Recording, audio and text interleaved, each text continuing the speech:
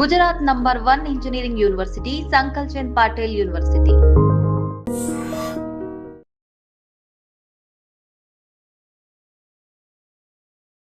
నమస్కారం, నా పేరు డాక్టర్ షగుఫ్తా. నేను న్యాచురోపతి డాక్టర్ని.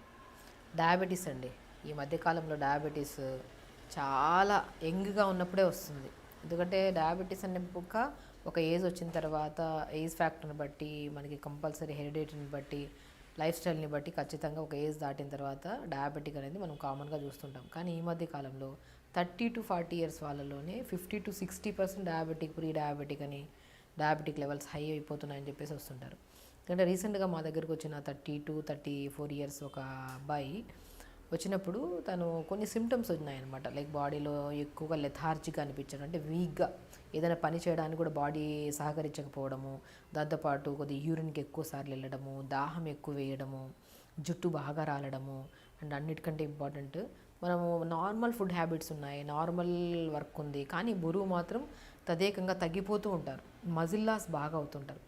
ఈ సిమ్టమ్స్ అన్నీ తీసుకొని తను మా దగ్గరకు వచ్చినప్పుడు మేము ఒకసారి డయాబెటిక్ టెస్ట్ చేయించుకోండి అన్నప్పుడు నేను చాలా యంగ్ని, నాకు డయాబెటిక్ రావడం ఏంటని చెప్పేసి టెస్ట్ చేయించడానికి 2-3 రోజులు ఇటు అటు చేశారనమాట. మేము చాలా సిమ్టమ్స్ ఉన్నాయండి, వెళ్ళి చేయించుకోవాలంటే చేయించుకొని వస్తే HbA1c ఉంటుంది 3 months యావరేజ్ ఆల్మోస్ట్ 9.7 to 9.8 ఉంది. అంటే మోర్ దెన్ లెవెల్స్ అనమాట. 5.7, 5.8 it's very normal. More then వెళ్ళితేనే మనం ప్రీ డయాబెటిక్ అంటాం. కానీ 9 pointsలోకి వెళ్ళిందంటే చాలా అసలు, అంటే బాడీ ఎన్నో రకాల ఇండికేట్ చేస్తుంది మనకి డయాబెటీస్ స్టార్టింగ్లోనే. సో స్టార్టింగ్లో మన డయాబెటీస్ వెళ్ళినప్పుడు యూరిన్లో నురగ రావడము, లేదంటే యూరిన్కి వెళ్ళినప్పుడు మనకి ఎక్కువ సార్లు యూరిన్కి వెళ్ళడము, లేదంటే బ్లాడర్ నిండిపోయి మనం వెళ్ళిన కొద్దిగా యూరిన్కి వెళ్తాం, మళ్ళీ ఆగిపోతుంది, మళ్ళీ కొద్దిసేపు తర్వాత మళ్ళీ వెళ్తాం. ఇలా గ్యాప్ ఇచ్చుకుంటూ ప్రొలాంగ్డ్ ఎక్కువ సార్లు వెళ్ళడం జరుగుతుంటుంది. సో ఇలాంటి సిమ్టమ్స్ కనపడినా, లేదంటే బాడీలో అంటే లైక్ నరాల్లో తిమ్మిరి రావడము, ఇప్పుడు కూర్చొని లేచిన వెంటనే నార్మల్ వ్యక్తులలో ఇలాంటి ఇబ్బంది ఉండదు. కానీ ప్రీ డయాబెటిక్లో, డయాబెటిక్ వాళ్ళల్లో కూర్చొని లేచిన వెంటనే అదొక బాడీలో అక్కడక్కడ నరాలు పట్టేయడం, పిక్కలు పట్టేయడం జరుగుతూ ఉంటుంది. సో ఇలాంటి సిమ్టమ్స్ ఏమొచ్చినా కూడా ఒక్కసారి డాక్టర్ని అప్రోచ్ అయ్యి, అసలు మీ సిమ్టమ్స్లో యూరిన్కి ఎక్కువ వెళ్ళడం, దాహం ఎక్కువ వేయడము, నిద్ర కూడా చాలా డిస్టర్బ్డ్గా ఉంటుంది వీళ్ళకి. మనం గమనిస్తే నిద్రపోతారు, మళ్ళీ మధ్యలో యూరిన్కి వెళ్తూనే ఉంటారు 2 to 3 times. ఇలాంటి ఏ సిమ్టమ్ కనపడినా కూడా మనం ర్యాండమ్ బ్లడ్ షుగర్ లెవెల్స్ కానీ, అసలు HbA1c కానీ చేయించుకుంటే చాలా మంచిదండి.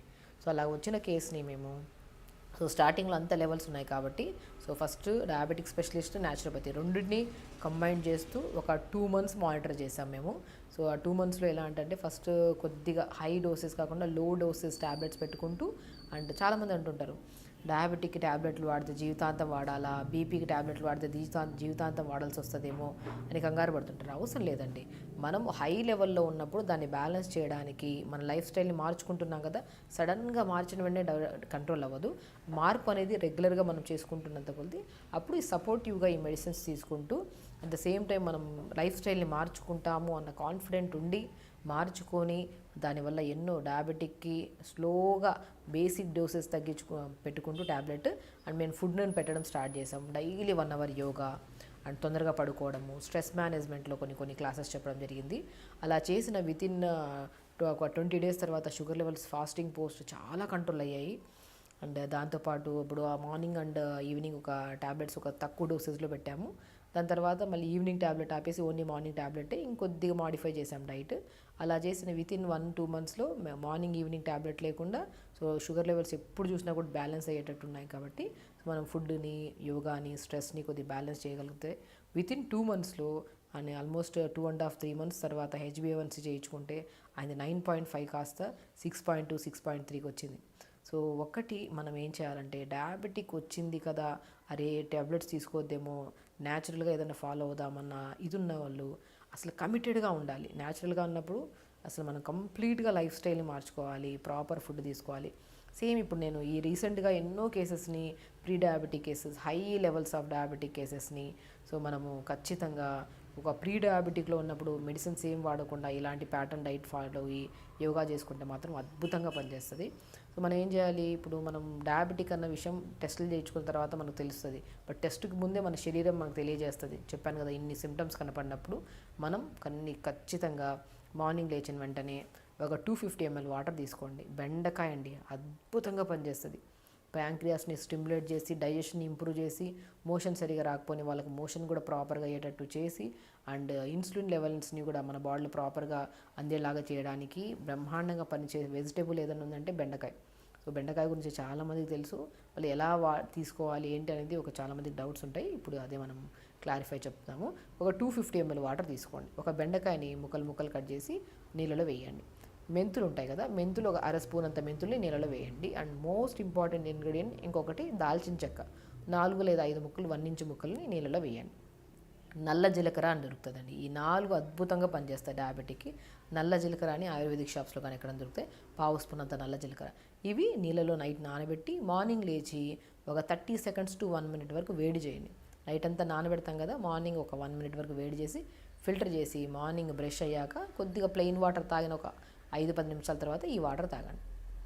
డయాబెటిక్ లెవెల్స్కి, మెటబాలిజంని స్పీడ్ చేయడానికి, మోషన్ ప్రాపర్ అవ్వడానికి, స్కిన్ హెల్తీగా ఉండడానికి అద్భుతంగా పనిచేసే ఏమన్నా వాటర్ ఉందంటే ఇది 4 ఇంగ్రీడియంట్స్ బెండకాయ.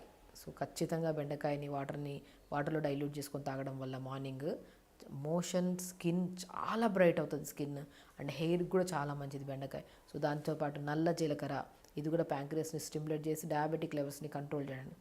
డయాబెటిక్ వాళ్ళకి కొన్ని తినద్దు కొన్ని తినండి అంటాం. సో ఏవైతే వద్దంటామో అవే తినడానికి ఎక్కువ శరీరం ఇచ్చేస్తూ ఉంటుంది డయాబెటీస్ వాళ్ళలో. సో అవి ఒకవేళ బై ఛాన్స్ ఏదైనా తిన్నా కూడా షుగర్ లెవెల్స్ని పెంచకుండా కాపాడే గుణాన్ని కలిగి ఉంది నల్ల జీలకర్ర. సో నల్ల జీలకర్ర పావు స్పూను, దాంతోపాటు దాల్చిన చెక్క ముక్కలు 1 ఇంచ్ ముక్కలు 2 లేదా 3 ముక్కలు, మెంతులు పావు స్పూన్. ఈ 4టిని గుర్తుపెట్టుకోండి.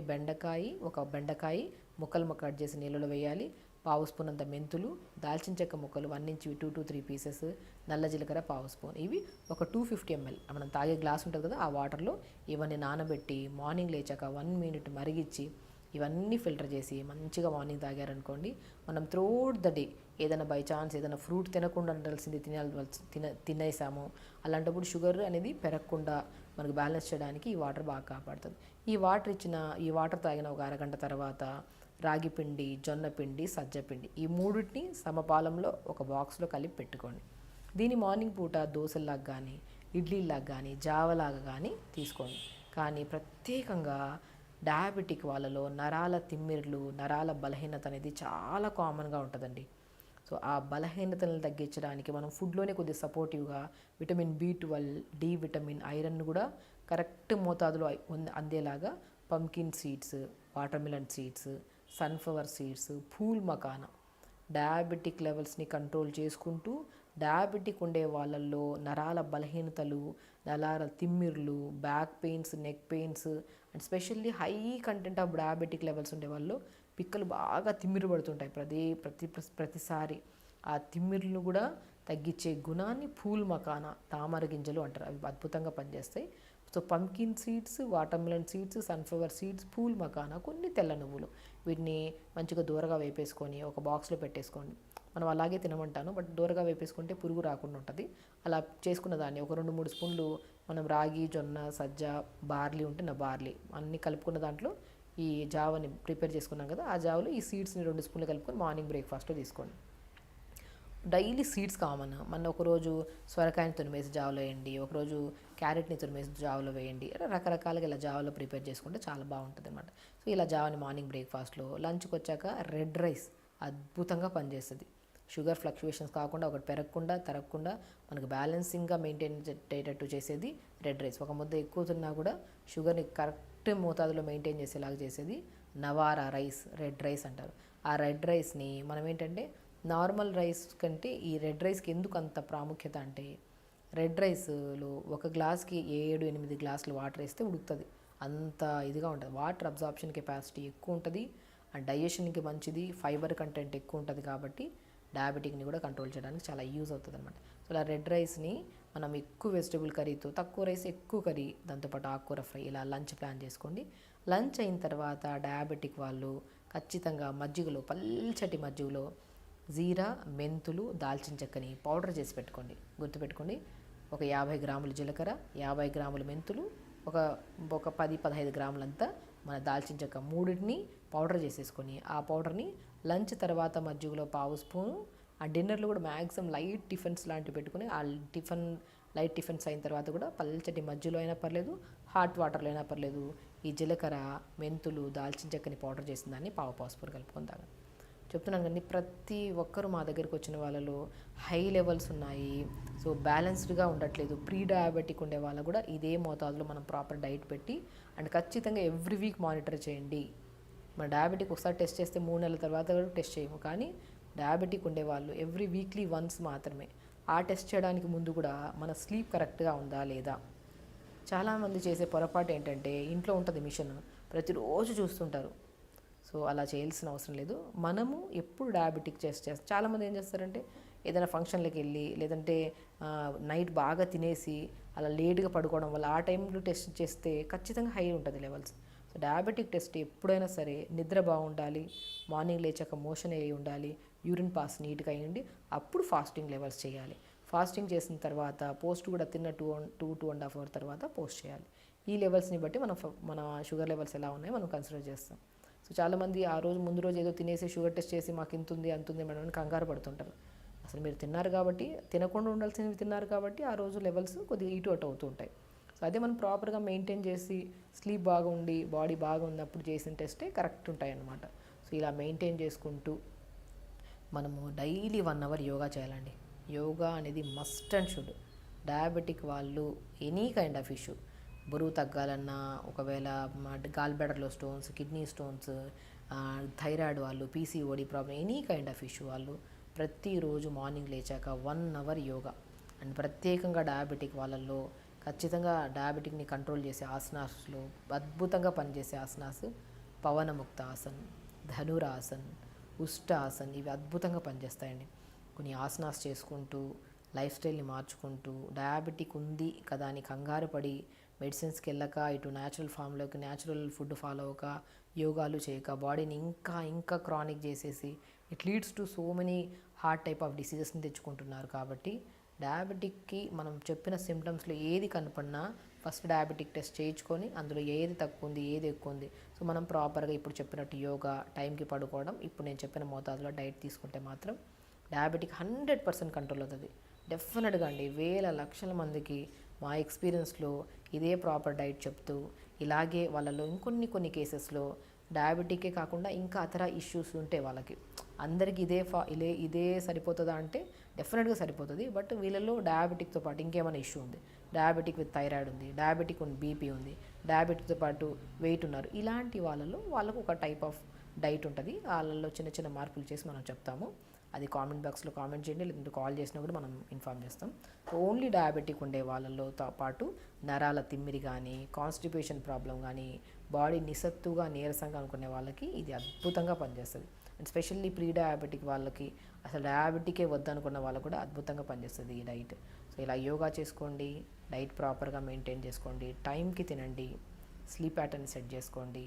ప్రతిరోజు కంపల్సరీ మీరు స్ట్రెస్ కరెక్ట్ ఉండాలంటే స్లీప్, మోషను, డైట్ ప్రాపర్గా ఉంటే ఇవన్నీ సెట్ అవుతాయి.